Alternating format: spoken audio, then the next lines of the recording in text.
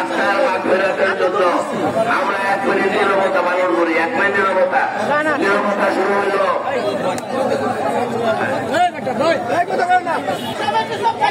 اللهم صل على سيدنا ونبينا شفيعنا وحبيبنا ومولانا محمد صلى الله عليه وعلى آله وصحبه। আমি সাগরী আমার ইজ্জতকে আমার নিজের জন্মভূমির চেয়েও বেশি ভালোবাসি।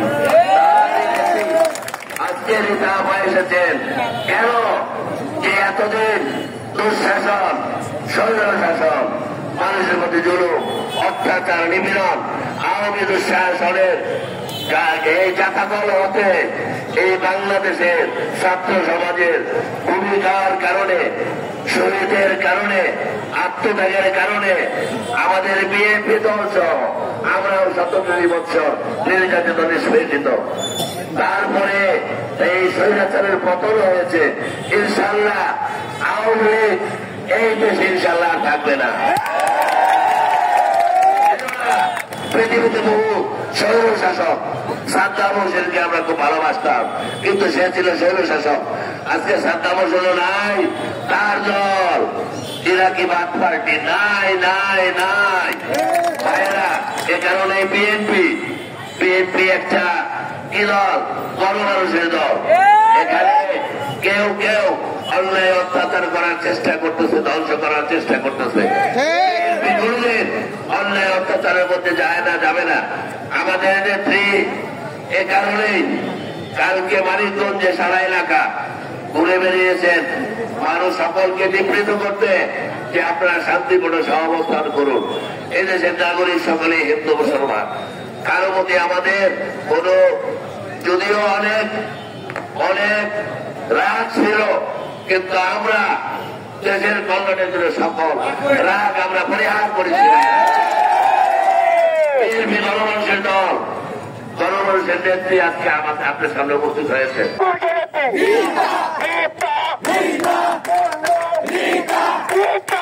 আমাদের কিন্তু এখনো ক্ষমতা আসি নাই।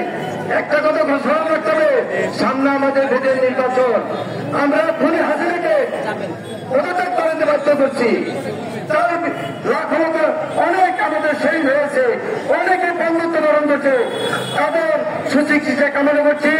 এই লক্ষ্যে শান্তি বজায় থাকার লক্ষ্যে আমার ব্রাহ্মণ নেত্রী মাননীয় জেলা বিএনপির সভানেত্রী আপনার আমার স্পন্দন আপনাদের গান্ধীটা আপা আপনাদের সামনে মূল্যবান বক্তব্য রাখতে।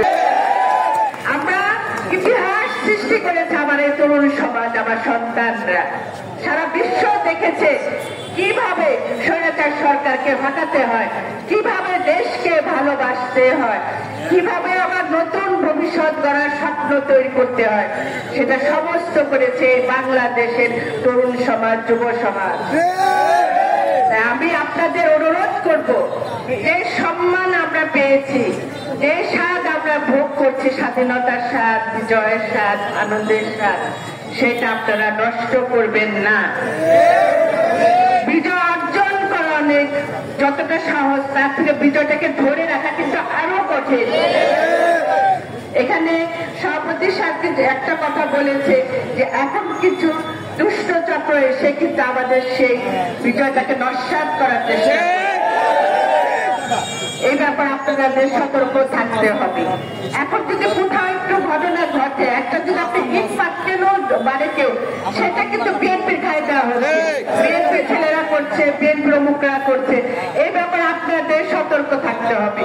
আমার দৃঢ় বিশ্বাস আমার সাথে যে সন্তানরা আছে তারা এরকম কোনো খারাপ কাজে লিপ্ত নাই। কারণ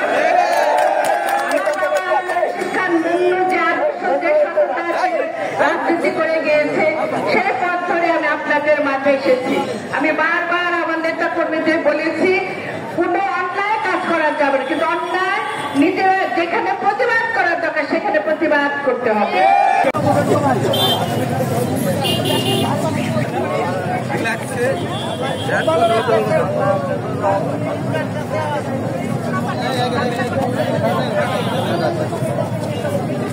ভাই ওই মোবাইল থেকে নষ্ট করে বড় ভাই জাহাঙ্গীর ভাই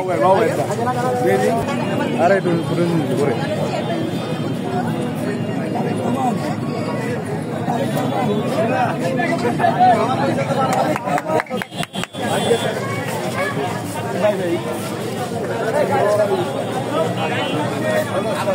একটু সাইডে দেবো